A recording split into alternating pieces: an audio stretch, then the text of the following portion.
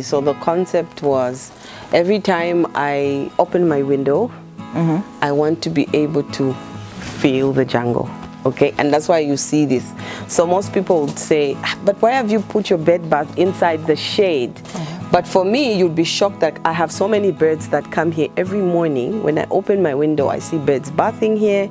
You know, they're drinking the water. So I always ask my gardener to ensure that this thing is clean and there's enough water for. I have like 2 other bed baths around the yard, but this specific one, I figured I want to keep it here because I noticed that there are quite a number of birds that come every morning and they enjoy the coolness of this water and even just the environment.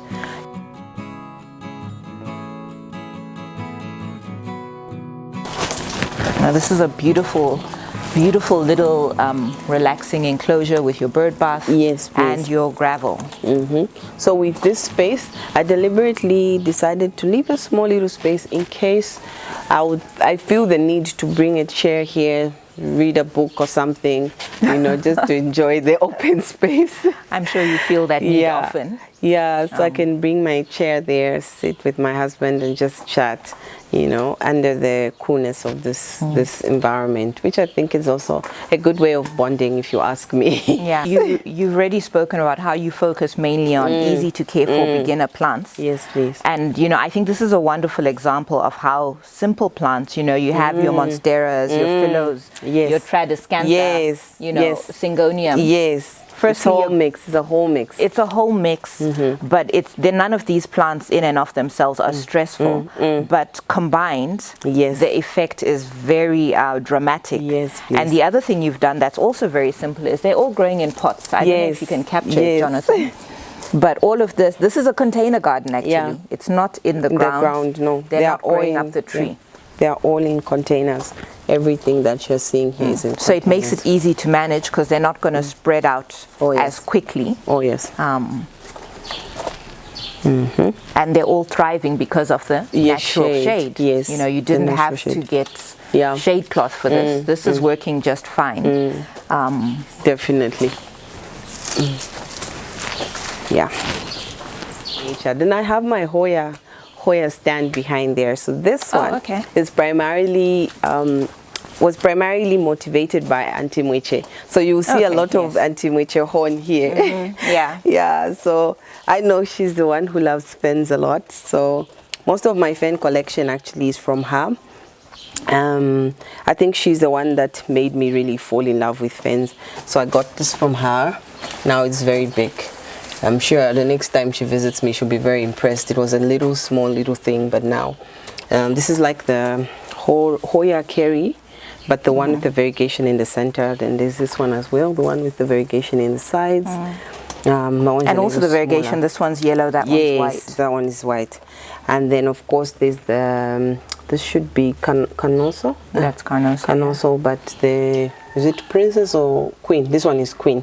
The princess is the one with the white center. This one. You see the difference? So queen has the edges white. The princess has the middle as the white. So they are different. And what is this? That one is Varieties, I think. I'm not very good with their names, but yeah, this should be a Varieties green, and this is the variegated version of it. And I'm seeing something pink here. This is Canoso, but for some reason it has variegated pink. I don't know. Is it part of the same? Because I see a white variegation here. It's the same plant. It's the same plant. It's the same plant. So I don't know what happened there, but yeah, for some reason. And then there's this beauty here. Oh wow! Look at that. This one is called Lisa, Australis Lisa. Variegated. Lisa. Yeah, so this one is also very beautiful. There's a bit of some cleaning, but yeah, it's one of the Hoyas that I also like. But like I said about the air plants, Hoyas are also some sort of like an acquired taste. Not everybody appreciates them, you know, but when you cluster them like this again, though the space is a bit small, but they look better. I just need to find a way of training the vines to grow. I think so, because I feel like you're going to have a hard time untangling That's these. the thing. So it's I just don't have time, but the idea has been in the pipeline for a while where I need to sort them out, you know, give them enough space, and just see how best I can untangle them and make them, you know, like have their own little trellis or whatever, so that they grow better. But yeah, like you said, the clustering of them. Yes, yes. And you found exactly the perfect location. Yes, please.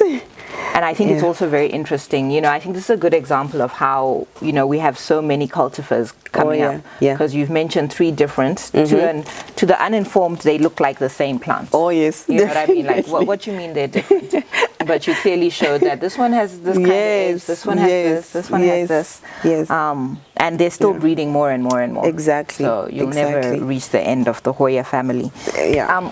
What about this one? That one is also a Hoya. I'm not sure. It's got a yellow flower. I know Auntie Micha would know the name, but I'm not sure. I've forgotten the name. I got this from her as well. It's got a nice, beautiful yellow flower. Yeah, but it's also some sort of a Hoya. It's really nice. Yeah, I'm sure people will let us know in the comments. In the comment section, please tell us the names. The names. Oh, this is fantastic. The names. How much time do you spend? It's a lot. In your garden? It's a lot. Whenever I'm home, I'm almost always in my garden. Whenever I'm home. So I try to spend as much time as possible by segmenting my space. So I'll tell myself, okay, today I'm propagating. Today it's this corner. Today it's this corner. Just so that I can give some attention to one specific space and give it the best that I can. So like I said, my fern corner has been suffering lately because I haven't touched it in a while. Yeah. So these ones I've recently started, the Lithiantheriums, the line that is behind. These 4. Okay. Yeah. So these ones here. I recently started this. I'm not really a fan of anthuriums. Sorry. This is yeah. So initially I just had them in my garden, but now I've had to remove them and put them here because I was advised they'll thrive better when they have a bit of some sun. You know. So where were they before? In the shade house? Yes. Okay. Yeah. And it's too dark with the 90% shade. So I was told for this color to really come out, you know, the pink and whatnot and the variegation, to be best if I bring them out here. Okay. So that's why I decided to say, okay, let me try this and see how that goes. Then the Hamalomena, also a variety that I love. This is the variegated one. And then there's this one as well, forgotten the sub name, but it's also a Hamalomena. And they give babies like, oh God, like the world is ending. Really? I don't know what that is about. But you sound like that's a problem for you. No, my point is... We can help you with that. No, my point is, you know, there are those plants where you really have to struggle to get it to give you a baby. Yeah. Especially if it was expensive, because you want to get your money back. For a person like me who sells. But then with these guys, you know that you get your money's worth because they'll give you babies, pop, pop, pop. This one like gives crazy. And gives and gives. Yes, both of them actually. I'm actually curious how big this one would get in the ground. Me, it does get very big. Yeah. This one gets very big. It's just like alocasias. Okay. You know, I wish I could show you all my alocasias, but yeah, I have quite a number of alocasias and they also become really big when you put them in the ground or in a pot like this. They really do become very, very big. But nonetheless, you've chosen nice wide pots for this with a healthy succulent mix. Yeah. And you're making the most of the space that you have. Yes. I know that's Fat Boy. Yeah, that's Fat Boy. This one I'm not familiar with. That is called marmalade. Oh, yeah, that is the famous marmalade. This is... So you see the texture of the leaf. It looks a bit, or not the orange, but the other one. It looks like painted lady. Yeah. Look at that. Look at that. Yeah, it does look like it's painted, like yes, looks like painted lady Renaissance art, it's and then very obviously beautiful. And so it comes out orange, and then it starts maturing into that yellowish, yeah, leaf like that. So yeah, these ones. And this one? That one is. There's a big frog. Oh my! I'm not coming there. I am not. It's coming to you. I'm not coming there. So you see, that's the other downside about gardening: the creepy crawlers. The creepy crawlers are not my thing, please. You know, that's why I'm always scared, because I almost touched it. That's why it moved, and I didn't see it. What are these ones then? So these are the green. There's the green and the red. Those It's a common name, the common Fidos. I don't know if it's Congo or Princess. No. Or the yellow one was... No, there's green and red Philodendron. Oh my, how can I forget? Okay, we'll remember, or somebody will tell us in the comments. But they come as a pair. Some beautiful philos. Yeah. And this is an... And then maybe the other thing I wanted us to highlight is my yellow gem outside the gate. This is called a yellow gem. A yellow gem, or it's a ficus.